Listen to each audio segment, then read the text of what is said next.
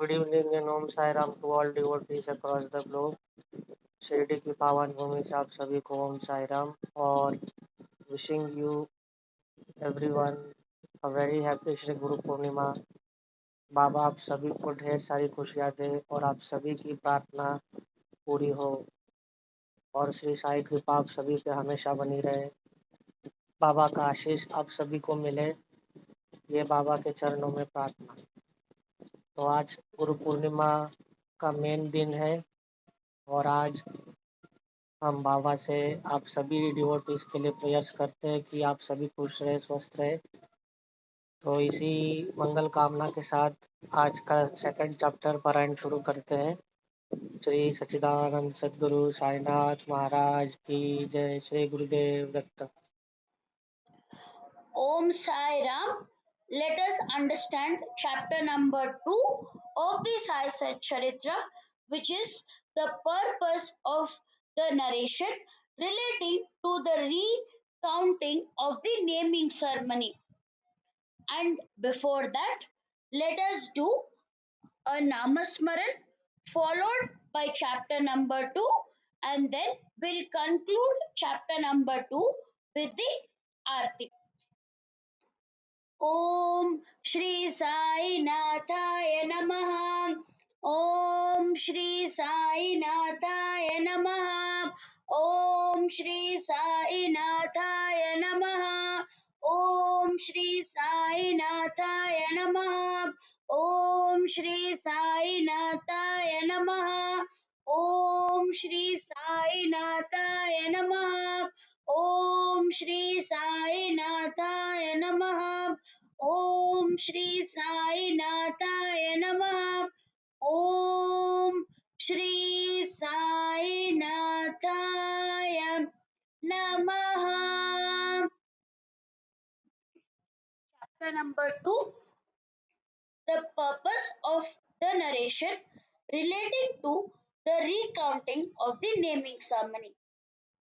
I bow down to Shri Ganesh. I bow down to Shri Saraswati. I bow down to the Guru. I bow down to the family deity. I bow down to Shri Sita Ramachandra. I bow down to Shri Satguru Sai Nath. In the previous chapter, the invocation was completed with the obeisance to the deities, elders in the family, and the Guru. Having sown the seeds of the Sai Satcharithra, let us commence upon the objective of this undertaking. We will clearly state the qualification and commitment of the author in a very condensed form so that the listeners get an insight into the book without any effort. In the first chapter, the sequence of the grinding of the wheat and the suppression of cholera to the great surprise of the villagers was related. Such are Sai's indescribable leelas, which gave me a delight to listen. That delight had burst forth from me in a flood of love in the form of this poetical composition. Hence, my gratitude to Sai. I thought of recounting to the best of my capacity the experiences which would be instructive to the devotees and will also expiate their sins. For this purpose, I have written with reverence and pity this series of stories of Sai which will bring happiness in this world and life thereafter. The life of a saint shows the path of righteousness. It is neither a treatise on logic nor law. If one has been blessed to receive the grace of the saint, he finds nothing strange. Therefore, I pray to the listeners to share this joy. Blessed is the fortunate person who is in good company and who devotedly engages in diligent study of the stories of the lives of saints.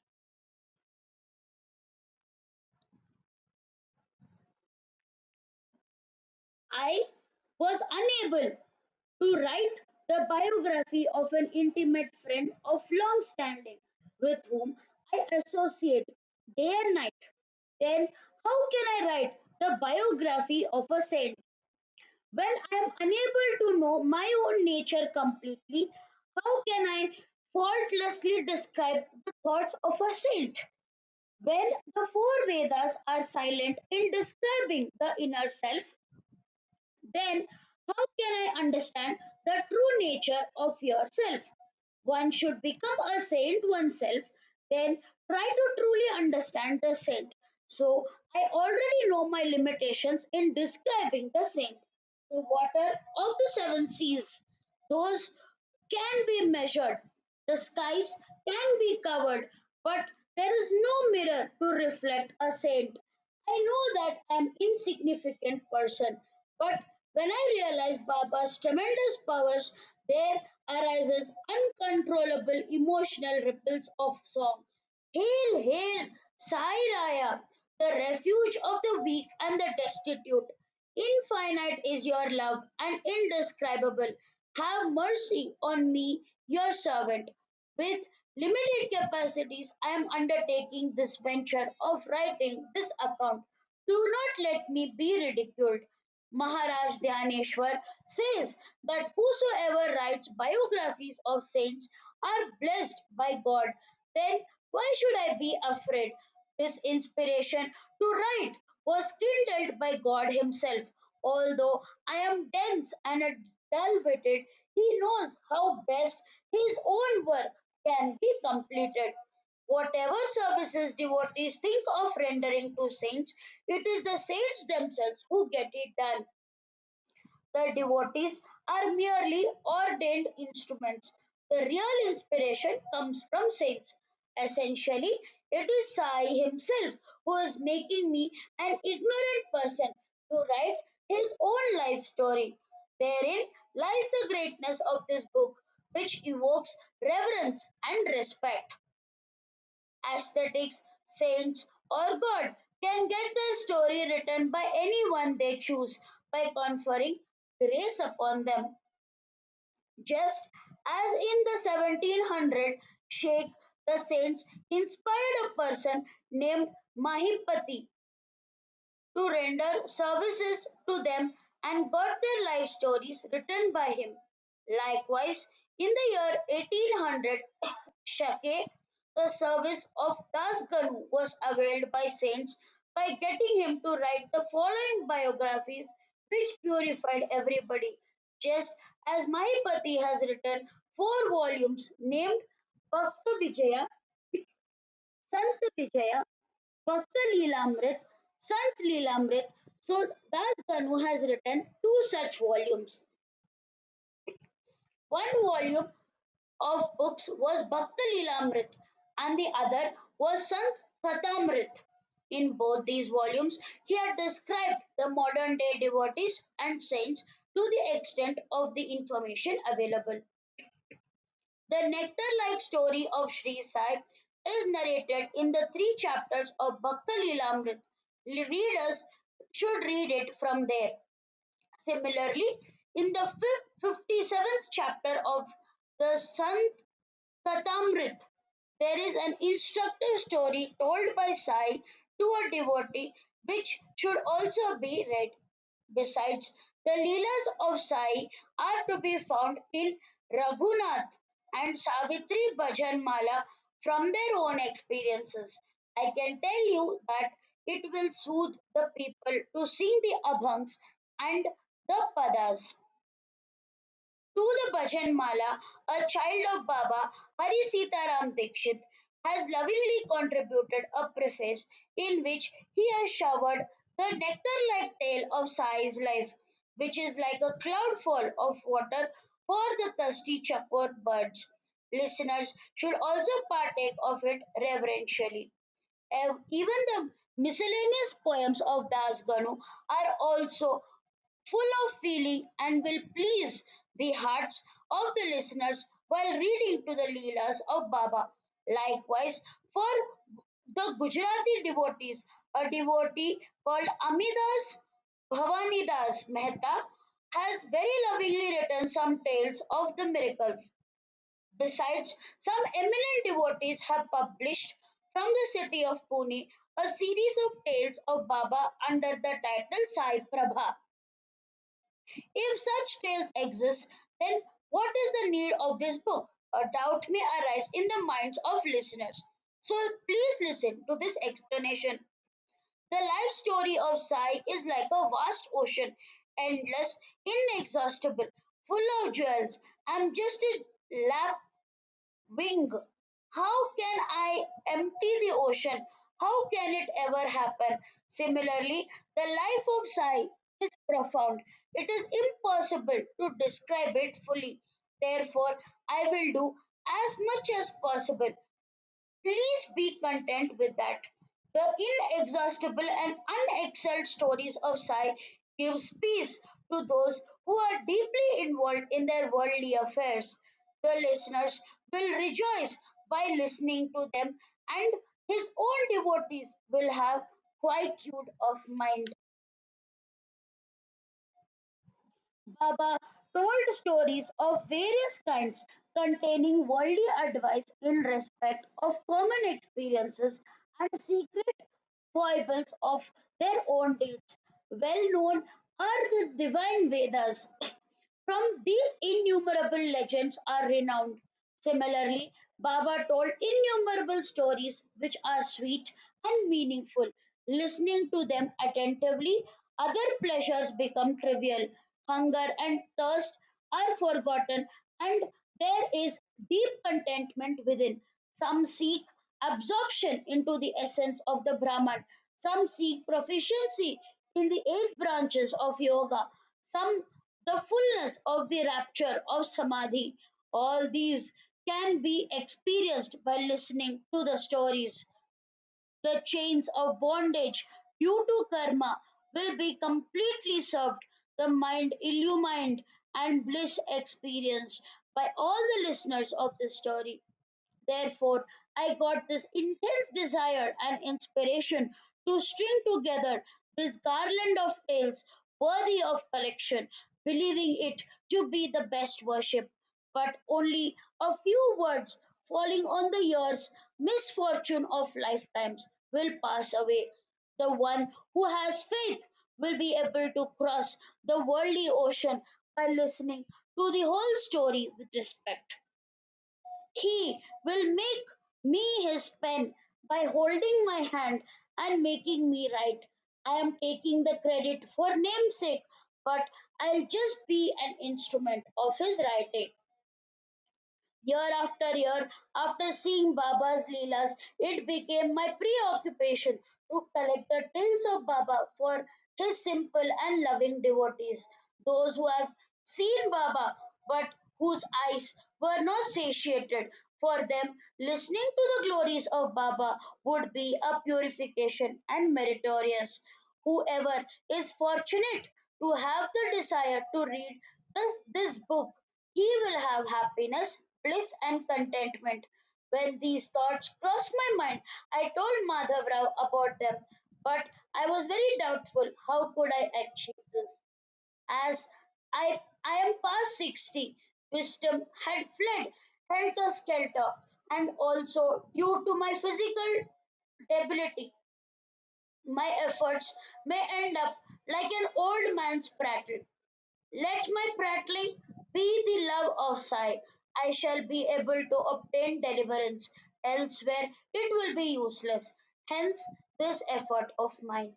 Having received experiences day and night, I took a decision to write the account, a study which will set my mind at peace and at rest. I thought of presenting to the listeners the self-contained and without affectation repeated utterances of Baba based on his self-realization.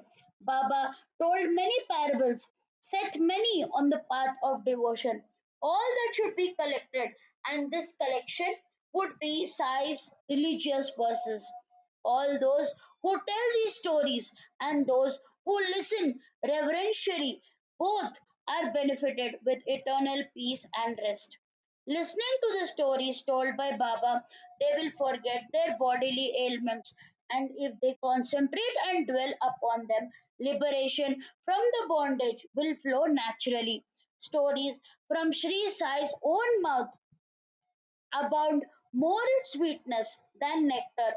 Listening to them overwhelmed the listeners with heavenly bliss. How can I describe their sweetness? I feel I would be able to attain moksha if I roll in the dust of the feet of anyone who I find singing and praising these tales unpretentiously. The unique presentation of his stories, as also the apt choice of words, would completely absorb the listeners in him, and all would experience perfect bliss. Just as the ears are keen to listen to the stories, or the eyes are ready to get his darshan, similarly, the mind should be eager to concentrate and get easily absorbed in divine contemplation. Guru Mauli is my mother, and the stories about her, which are passed on by word of mouth, should be stored in our hearts reverentially. We will recall the same stories over and over again and assimilate whatever we can. We have them together with the bonds of love and later share them between us. In this book, I have written nothing on my own. It is all Sainat's inspiration. Whatever he wants me to say, he ensures that I speak. To say, I speak in egoism. Sai himself is the puppeteer who holds me in his strings. It is he who speaks through me. Who I am, I say to then and to then that I speak. When the ego is completely surrendered at his feet, infinite bliss will ensue. The whole of worldly existence will be blissful when egoism vanishes. When this thought arose, I did not have the opportunity nor the courage to ask Baba about it. As Madhav Rao came up the steps of the masjid, I told him. At that very time, seeing no one around, Madhav Rao took the opportunity to ask Baba.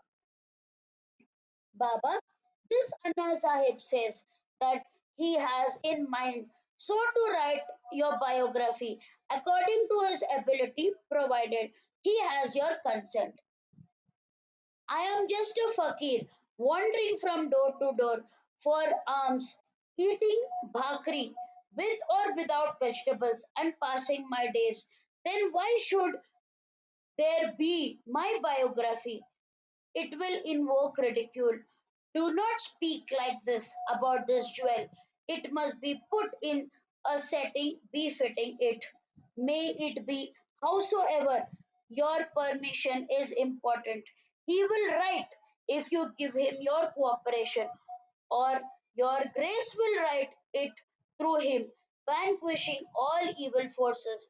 Only with the blessings of saints can the composition of a book begin. Without your grace, the writing will not progress smoothly. Knowing my innermost wish, compassion arose in Sai Samartha, and he said, his wish will be fulfilled. And I placed my head at his feet. Sai, who is an expert in all systems of divine faith and worship, and the one who is the savior of his devotees, gave me the prasad of Uti and placed his boon giving hand on my head. After hearing Madhav Rao's request, Sai took pity on me and purified my restless mind and gave me courage. After knowing my desire, he gave me the permission to go ahead and said, make a good collection of stories, episodes, and experiences. It is better to maintain records. You have my wholehearted support. The writer is a mere instrument. I have to write it myself. My story I shall write myself. I should fulfill the devotee's wishes myself. Thus, I will wipe out your egoism and place it at my feet. The one who behaves like this in life, to him I will completely help, not only for writing the story, but I shall reside in his home and serve him. When the ego diminishes and finally disappears, then I will dwell in him and I will write with my own hands. The undertaking began with this conviction, or any listening, thinking, or writing so done is accomplished by him, but the writer is only the instrument. Certainly, keep, keep the records wherever you may, either at home or outside. Try to remember them on and off. You will have quietude. If you listen to my stories, recite them, and meditate upon them, devotion for me will arise and ignorance will be completely destroyed. Whenever there is devotion, full of faith, I am entirely in its power always. Have no doubts about this, otherwise, I am unattainable. If the listeners listen to these stories with faith, they will then greater faith will be kindled and they will easily experience heavenly bliss and will acquire the state of happiness. The devotees shall get self realization. The soul will be in tune with the Brahman. The inconceivable and formless will be understood by them. And the life spirit will manifest. Such is the aim of my stories. What else can one desire? This is also the goal of the Vedas. The devotion will be enriched because of this. Wherever there is the mentality of contentiousness and contentment, ignorance and illusion will exist in abundance. There is no purification or one's own benefit. They are always skeptical and ignoble thoughts. Such a person is not fit for self knowledge. False knowledge will overpower him. For him, there is nothing in this world and in the next. Forever and everywhere he will be miserable. There is no point in establishing one's own school of thought, and there is no need to refute the thinking of others also. There is no need to debate and prove someone wrong. These are baseless efforts. There is no need to refute the thinking of others also. That sentence makes me recollect the promise I had given to the listeners earlier. Before the end of this chapter, I had promised all the listeners to narrate the story of how I was named Hemat. I will tell you this first. This is a digression of the main story. When you will listen to it, you will also judge its relevance. Your curiosity will be satisfied. This is also inspired by Sai. Later on, I will come back to the life story of Sai. Therefore, the listener should listen with rapt attention of this story. Now, in the volume of Sai Leela, you will come across at the end of each chapter a line that is composed by the devotee Hemat Pant. Who is this Pant? This will be a natural question that will arise in the minds of the listeners to quench their curiosity of how I was named. It is also necessary to listen with respect. From birth to death, there are 16 purificatory and essential rites prescribed according to the Hindu Dharma. One of them is the naming rite, and this particular rite is well known. In this connection, follows a short story. Listeners may listen with respectful attention. The context of the naming ceremony of Hemant Pant will be told presently. This writer has always been mischievous, equally loquacious, and similarly ever revealing and wild, undefiled by any education, not being aware of the powers of the Sadguru, the very embodiment of evil mindedness and foolish fancy, always proud of his own wisdom and prone to disputation. But with a powerful destiny, I could reach the lotus feet of Sai. I could see them only because of my destiny. This is without any doubt. If I had no relationship with Kaka Sahib, the foremost of devotees, and with Nana Sahib Chandolkar, arising out of my associations in the past lives, how would I have been in Shirdi? Kaka Sahib pressed me, and we decided to go to Shirdi. But on the very day of the departure, my mind changed suddenly. One of my close friends who had favored by the Guru with a son was at Lonavala with his wife when a strange incident occurred. His one and only son, healthy and virtuous, was attacked with high fever, even in the place with salubrious climate. He tried whatever was humanly possible, so also charms and religious devices for cure. He brought the Guru and made him sit near the boy, but in spite of all that, his son passed away. Judging the difficult situation to ward off the dreadful calamity, the Guru was made to sit near the son. But all this was in vain. Such is the strange worldly life. One's son and one's wife are governed by the karma of the past life. Destiny is inevitable everywhere and at all times. When I heard this bad news, I was greatly depressed. Is this the usefulness of a guru? That he could not protect his only son? The force of destiny cooled my desire to take darshan of Sai. This came as an obstacle to my departure. Why go to Shirdi? What was the condition of my friend? Is the outcome of being attached to a guru? What can the guru do against destiny? If what is destined is bound to happen, then what is the purpose of having a guru? Hence, going to Shirdi was cancelled. For what reason should one leave one's home? Why run after a guru? Why invite hardship and leave home comforts? Nothing whatsoever was understood by this prattler. Whatever presents itself spontaneously, let me endure, whether be it pleasurable or distressful. What is the point in going to a guru when what is to happen will happen? But destiny prevails in spite of a contrary wish. Everything else is powerless before it, and I was dragged to Shirdi. Nana Sahib, who was a district official, started a tour of Basin. He came from Thane to Dadar and waited at the station for a while. There was 1 hour's time for the train for Basin to arrive. He felt that much of this time could be utilized for some other work.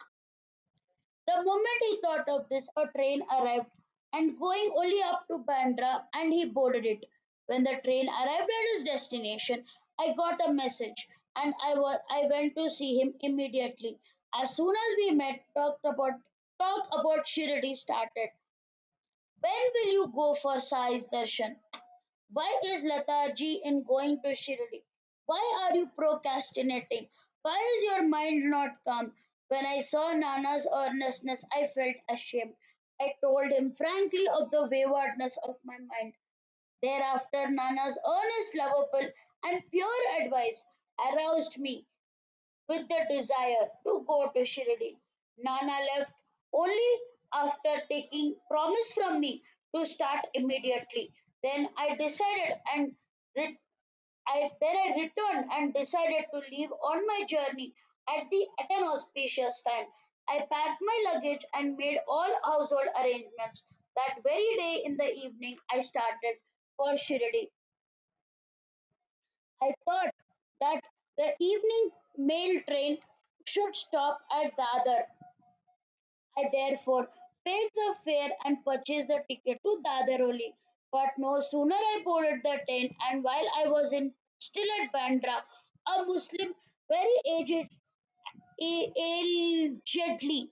came into the compartment, and the train started to move. The purchase of a ticket to Dadar had almost become an obstacle at the very beginning of my journey, almost like a fly in the ointment. Seeing all my bag and baggage, the Muslim asked me where I was bound.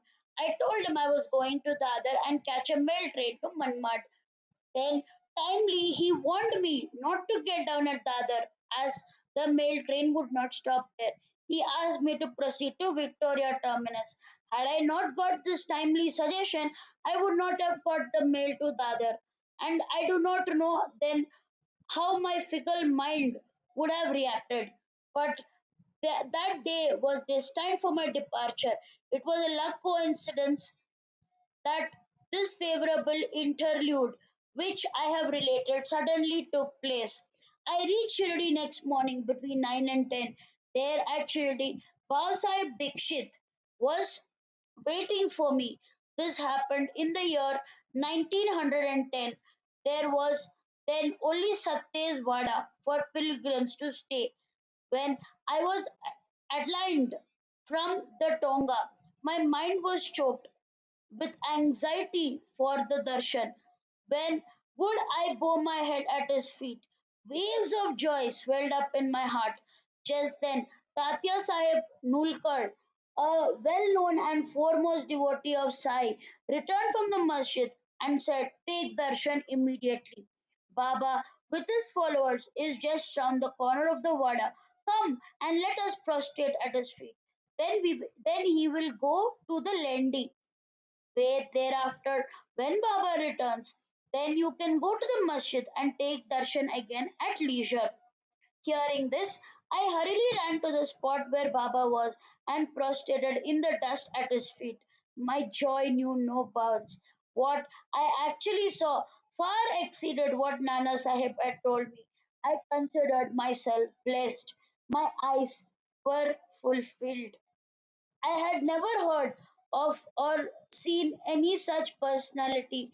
I experienced gratification of seeing such a revered person. I lost my hunger and thirst. My senses stood still. By the touch of Sai's feet, I achieved the highest plenitude of my life. A new life began then. To those through whom I attained the saintly association, I am entirely and inviolably under their obligation. Every fiber of my being was filled with joy. They are my real kin and kith, because of whom I attained supreme spiritual resources and riches. Beyond them, there is no closer relation. This is what I believe in my heart of hearts. What a great obligation! I am unable to requite it. Therefore, I fold my hands to them and lay my head at their feet. I got the benefit of Sai's darshan, and all the doubts in my mind vanished. Moreover, I came in touch with Sai. It was exceeding joy that I experienced. Sai darshan is exceptional experience. The whole nature changes with it. The memories of past deeds disappear, and slowly a dislike develops towards worldly pleasures. The sins accumulated from many lives were destroyed by the benevolent glance. Hope awakened of the unending joy received at Sai's feet.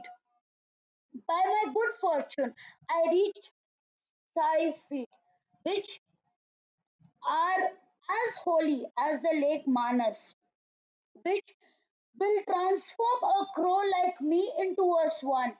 Sai is the great Mahan, foremost among saints, as aesthetic of the highest order, and a great yogi. He is the destroyer of sins, difficulties, and miseries. By the darshan of such a person as Sai, I am greatly blessed by coming into contact with the treasure house of virtue. My meeting with Sai Maharaj is the outcome of the good deeds of all my previous births.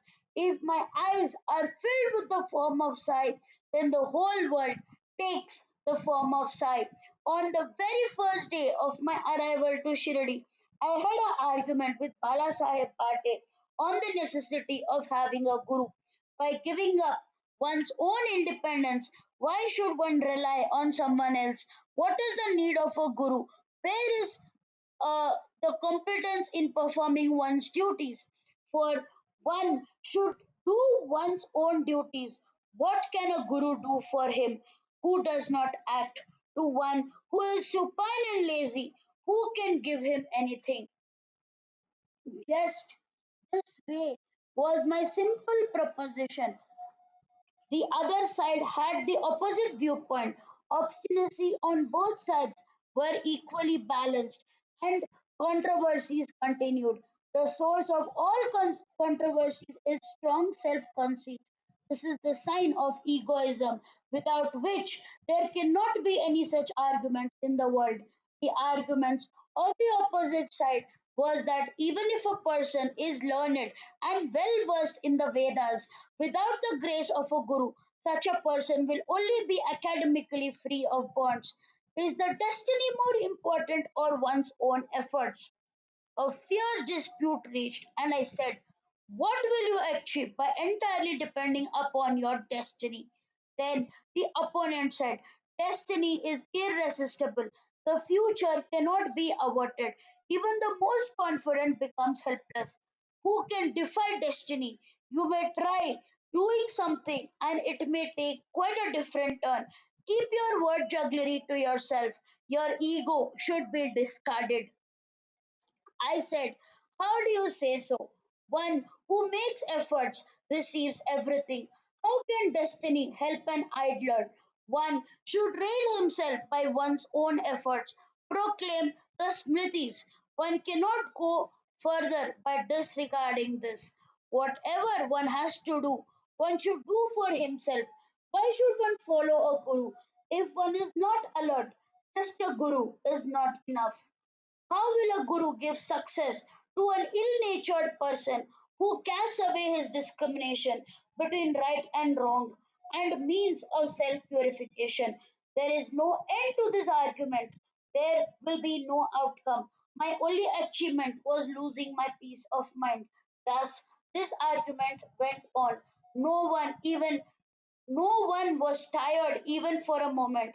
50 minutes approximately passed this way, and finally a stop was put to it. No sooner than we arrived at the masjid, along with some people to listen to what Baba was asking Kaka Sahib. What was going on in the Vada? What was the controversy? What did Hemat Pan say? He said, looking at me. There was in there was considerable distance between the Vada and the masjid. How did Baba come to know about this? I was greatly surprised. Whatsoever that may be, I was hit by the dart of Baba's words, and I was ashamed and speechless that this improper thing had happened right in the first meeting. The controversy in the morning was the cause for Baba naming me Hemat Pant. I made a mental note that he must have remembered Hemat because of it. The Yadav kings of Devagiri were known as the Jadavs of Daulatabad. In the 13th century, the splendor of their kingdom increased the glory of Maharashtra. The king Mahadev was dignified and majestic, an emperor. His nephew, who was renowned for his meritorious work and became famous because of his valor. He was Ramaraja, a crest jewel of the Yadav dynasty and the foremost of kings. Hemadri was the minister for both of them, endowed with many good qualities and accomplishments. Hemadri had to his credit a treatise on Dharmashastra. He was a philanthropic towards the Brahmins. He was the first composer of the consistent religious code of conduct. Hemadri also composed Chaturvaga Chintamani, a famous book which was which was the mine of information on self-imposed religious observances, charity, holy pilgrimages, and salvation. The Sanskrit name Hemad Ripant became in the Prakrit Hemad Pant. He was very famous in those days as a diplomat and an expert administration. His lineage was from the sage named Vatsa and mine from Bharadwaj. His lineage had five exalted persons, while mine had three. He was a Yajurvedi, while I was a Rigvedi, and he had studied the science of Dharmashastra, while I was an ignoramus. He was a Madhyadin. I am Shakal.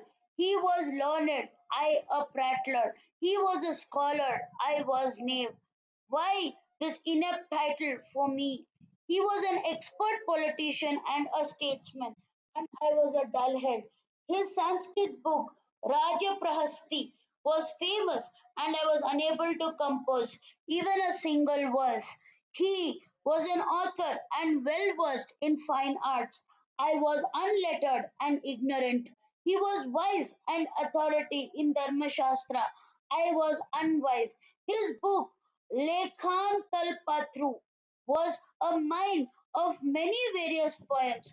I was just an innocent child of Baba, not able to compose a single verse in the OVI meter. Gorachoka, Savatha Mali, Nivriti, Dhyanobhanama, and others who spread the Bhagavad Dharma rose to eminence during this period. In the assembly of learned people, Hemad Pant, the administrator, took his place by the side of Pandit Popedio, who was shown like a jewel amongst accomplished people. Thereafter, from the north, Muslim armies descended, and the Muslim rule pervaded everywhere, ending the rule of the Deccan. It was not for my intelligence that the title was bestowed upon me, but for my arguments and prattling. This dart was spent to destroy my ego. I was puffed up with inadequate knowledge and without possessing due qualifications. I was talking. He opened my eyes to my faults by the timely colrium of admonition. Thus, this is the original background of my unusual name, which came from Sai's mouth. This significant naming ceremony was opportune and timely, and I considered it as an honor. From this, I should learn the lesson that fruitless arguments are a bad sign. Let me never indulge in them because they are extremely harmful. The title was given to me for the very reason that my ego should vanish, and by which I will bear in mind till my death that one should remain humble always. Ram, son of Dashrath, God incarnate, omniscient, savior of the universe, who dwelt in the minds of all sages, used to fall at the feet of Vashishta. Krishna, the incarnate of the supreme Brahman, also had to resort to a guru. At Sandipani's house, he gathered wood and served him, undergoing hardships. What am I compared to them? Why should I enter into arguments? There is no knowledge or heavenly bliss without the Guru. This is also confirmed by the Shastras. Fruitless arguments are not good, nor should we be competitive. Without faith and patience, salvation is unattainable, even in the slightest measure. I had experience of this later on. In this way, I accepted with grace the title which was given to me with love and blessings. Now, let us end the story. Arguments of one side overpowered by the other side gives rise to heated debates. It teaches all they balance out one another. This is the origin of the book, showing the qualification of the writer and his relationship with Sai, who renamed the author and brought about this narration and made you listen to it. Let me finish this chapter, which is already prolonged. Hemad respectfully bows at the feet of Sai. In due course, the story will be related in detail. Please be ready to listen. Only Sai himself is our happiness and prosperity. Only Sai himself is our bliss, born out of perfect wisdom. Only Sai himself is our highest renunciation. Our last resort is Sai. By the grace of Sai, we will hear the story of his life to enable us to go through this fearful and difficult worldly existence and uproot all evils in the Kali Yuga. May there be well being. This is the end of the second chapter, named The Purpose of the Narration, relating to the recounting of the naming ceremony of Shri Sai Satcharithra, written by the devotee Hemad Pant, impelled by the saints and virtuous people. This is offered to Sadguru Shri Sai Nath. May there be auspiciousness. Now I will end chapter number 2 with the Aarti.